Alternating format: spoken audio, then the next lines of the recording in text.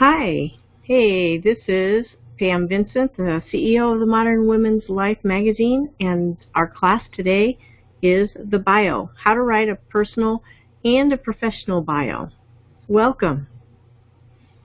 Hey, a personal bio is valuable for work portfolios, college applications, writing credits, professional websites, job applications, social media accounts, and formal introductions, or just for letting others know who you are.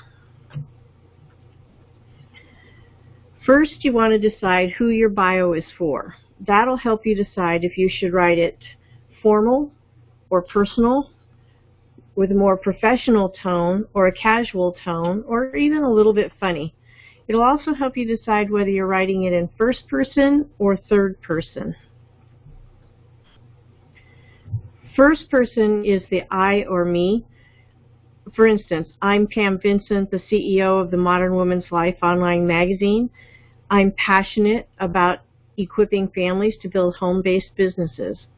You use this when you're introducing yourself, or if the style is a casual one. Look around first at the bios that you're going to be creating on where you're going to put them. I noticed that there is a big change in the online market world, that things are becoming more and more first person, when it used to be that all writing aspects were third person. Third person is she. She is Pam Vincent, the CEO of the Modern Women's Life online magazine, and she's passionate about equipping families to build a home-based business. Use this when someone else is introducing you, or the professional site typically uses the third person bio. This style is, by the way, the standard professional bio, third person. But again, study who it is that you're writing it for and see how they've done it in the past. Things are becoming less and less formal. Bios should be short, sweet, and to the point. Your first sentence should tell your name and what you do. You might be a great ice skater, but if it's not relevant to the site you're writing your bio for, then leave it out. Your second sentence needs to tell what you do in a concise but blow your horn way. This is the place where you want to tell people what it is that you do and do well. We don't need to know every award you've ever earned. That kind of makes you look a little bit arrogant. But if one appeals to the situation or applies to the situation, then use it to your advantage. Tell your audience something personal about yourself as long as it's pertinent to the audience. So this is your third sentence. Mine might say, when I'm not chained to my computer, I'm in the garden with my lab and a white chocolate mocha. Now, that is more casual version of it, and that's first person. So be careful. Again, take a look at what it is they're looking for and decide what it's going to be for. By the way, in the classroom, there is a PDF file. Pull that up, and there's an exercise to help you get these in order. So when Pam's not in the garden, she can be found at www.themodernwomenslife.com and social media. This is the fourth sentence. You're going to tell people where to find you, and then you're going to want to hot link your website. That means to directly link it. And if you don't know how to do that, I have another class that you can check into that tells you simply how to highlight and hot link to the direct spot that you're going to, or that you want to refer people to. But you always want to make sure that your fourth sentence tells them where they can find you. This could be continuing clients or ways for them to find more of your writing. I'll give you an example of this. I write articles for large publications.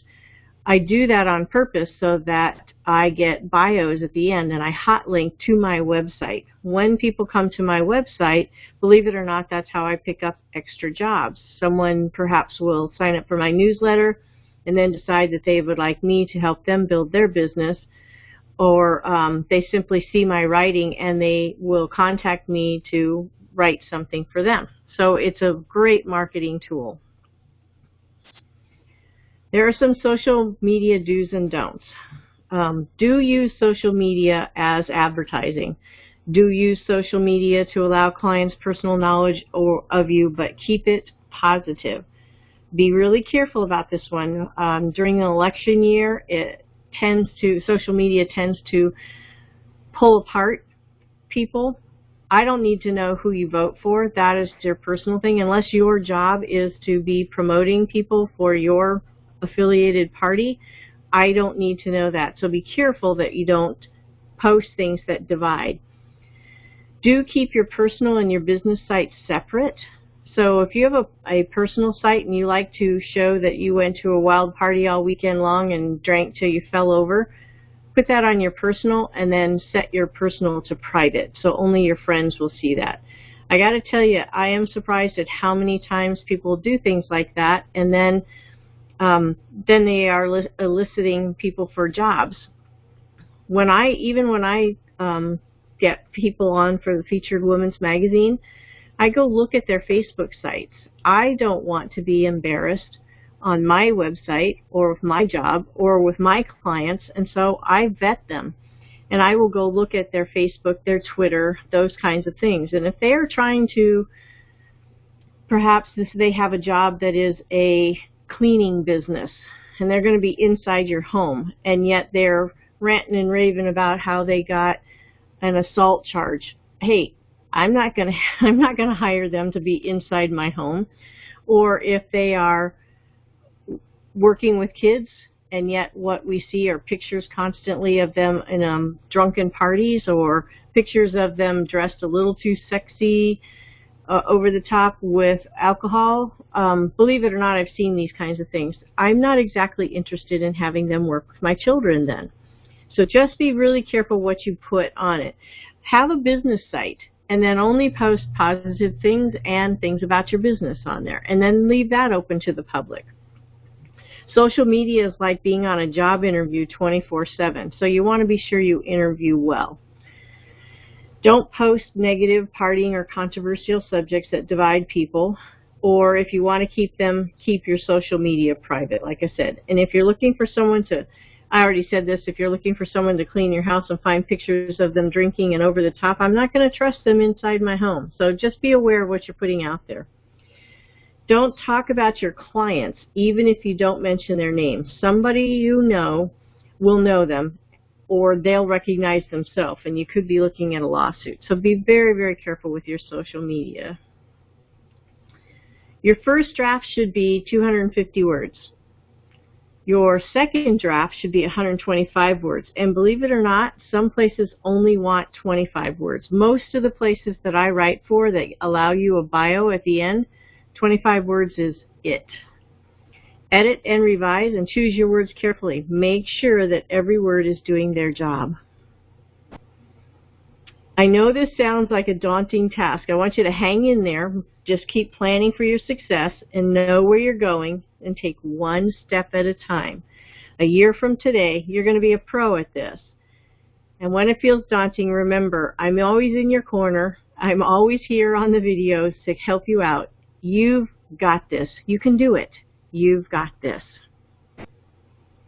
There's a resource page that I've added into the end here so that you can see this is a simple way, wiki, to write a personal bio. Good luck, and get your bio written nice and clean and tight. Aloha.